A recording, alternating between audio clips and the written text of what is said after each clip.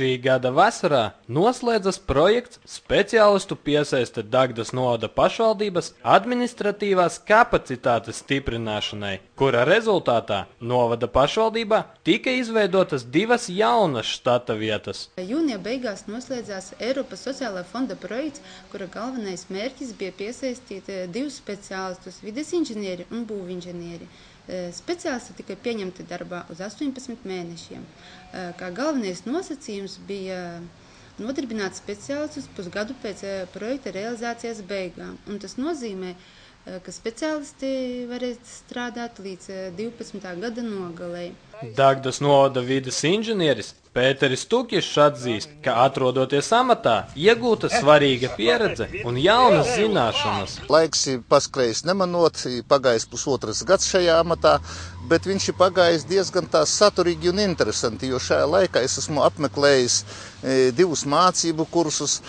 Konkrēti viens ir par notekūdeņu attīrīšanas ietaisēm un tehnoloģijām, otrs kurs bija par pašvaldības infrastruktūras projektu finansēšanas iespējām. Vides inženieris vēl apmeklējis semināru par māju siltināšanu Rēzeknē, kā arī piedalījies vairākos pieredzes apmaiņas braucienos. Viens zemnieks uzņēmīgs apmēram 10 gadu laikā ir vecās fermas vietā ir izveidojis normālu tādu zivju audzētavu, kuru, es domāju, arī mūsu novadam būtu pa spēkam. Tā kā ir ļoti daudzi tādi notikumi ir bijuši. Speciālists, atrodoties vides inženiera amatā, licis lietā arī savas gadu gaitā uzkrātās zināšanas, lai risinātu vides jautājumus Dagdas novadā. Precizēts Dagdas novada pašvaldības mežu stāvoklis kāds ir, ja?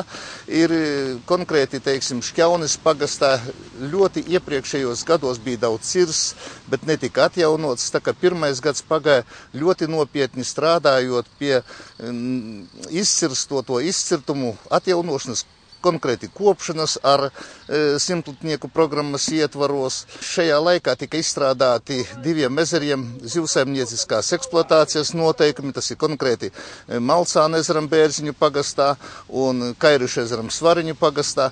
Tāpat esmu piedalījies arī zivju fonda sēdē, kad vajadzēja aizstāvēt projektiņu par zivju mazuļu ielaišanu mūsu ezeros un kuru atbalstīja. Kopš šī gada marta darbu projekta ietvaros uzsācis arī Maksims Tahtarovs, kurš ar savu būvdarbu vadītāja kvalifikāciju ātri spēja iejusties jaunajā darbā, aktīvi iesaistoties Dagdas novada pašvaldībā esošo projektu realizācijā. Jāpiebilst, ka projekta kopējās izmaksas sastāda 18 500 latu, ko pilnībā finansēja Eiropas sociālais fonds. Daumans Smeiļa, Jānis Viļums, Dagdas novada televīzijas studija Ezerzeme.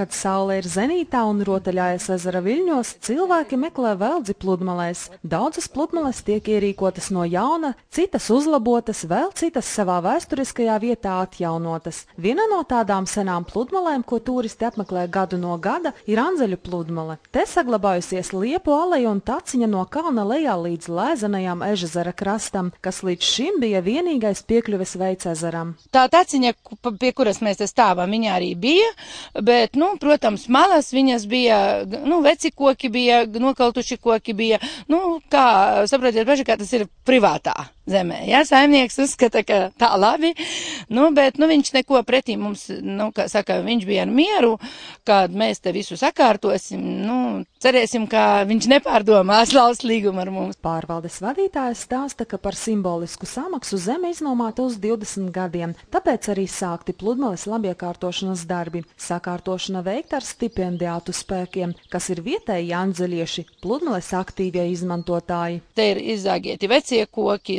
izvākts daudz zaru, kā saka, tas jau vēsturiski veidojas, ka visu laiku tā sevišķi nekopa. Tik, cik tāda taciņa bija, tā arī viņa bija. Bet šodien mēs redzam to, ko mēs te jau redzam.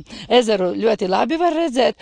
Cerēsim, ka šogad arī šeit peldēties gribētāju netrūks, bet, lai tas viss būtu, te vēl ir daudz darāmā. Vēl nepieciešams ierīkot stāvlaukumu automašīnām un aizsegu barjeru, lai atpūtnieki nebrauc līdz pat ezeram. Taču tas nav vienīgais. Nākotnē veicamais labiekārtošanas darbs ieceru vēl ir daudz, saka pārvaldes vadītāja. Pontona laipai vajadzīga kāda nojumīte, kur noģērbties, soliņi vajadzīgi, bet tam visam vajadzīga nauda. Šai peldēšanas sezonai mēs jau vairs neko nevaram solīt, vienkārši uzturēsim to, kas šeit ir, bet, ļoti gribētos līdz nākošai, lai viss būtu sakārtots. Svētdien 22. jūlijā ar garīguma dienu un jaunā novada karoga iesvētīšanu iesākās Dagdas novada svētki Dagdai 20. Raidījuma turpinājumā piedāvājam atskatu uz pirmajām svētku dienām.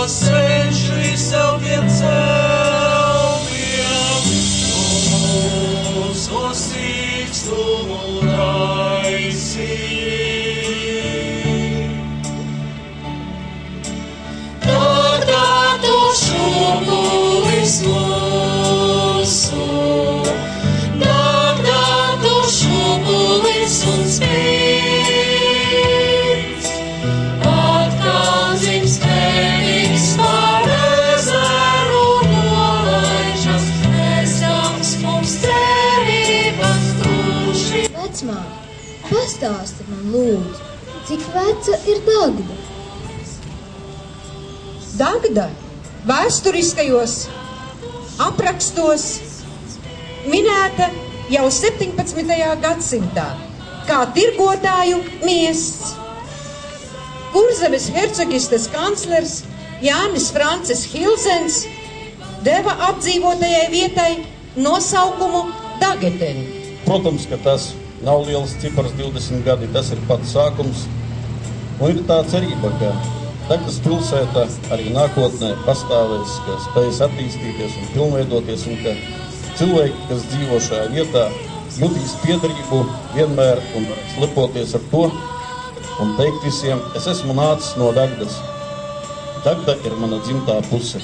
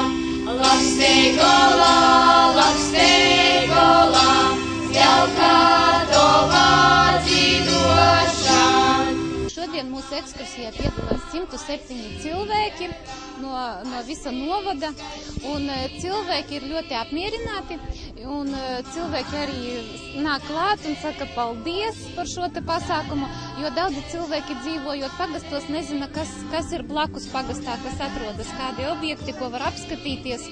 Un, šodien mēs visus iepazīstinājām gan ar esošajiem turisma objektiem, gan arī ar topošajiem. 5 gadi atpakaļ bebras palīdzās nūslēdzinot man drusku mežu.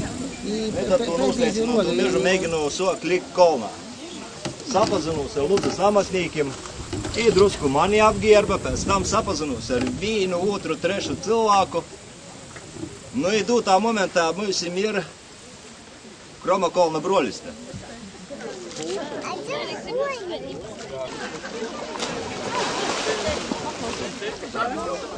Jūs nebijāt iestājuši?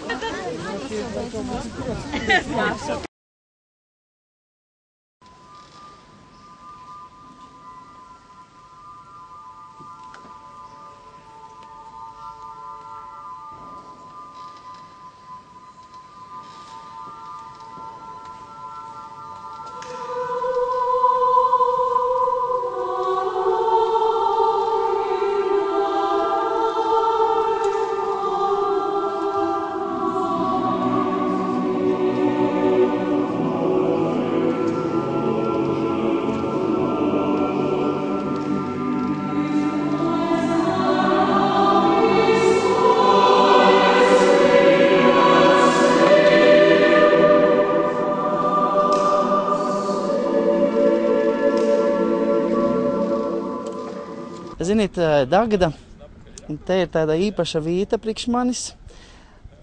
No vīna tāda neparasta pagrīzīna dzīves. Jo Dagdā ilgus gadus ir dzīvojusi mana eisto krustmote, Janīna Sirmā. Jai strādāja kā dakteris, bārnosts, tagad Daugavpilī dzīvoja. Dagda priekš manis ir tikai vīta, kur es esmu iebraucis vienreiz agrā bērnībā. I pasavēris, kā iedzīvoja.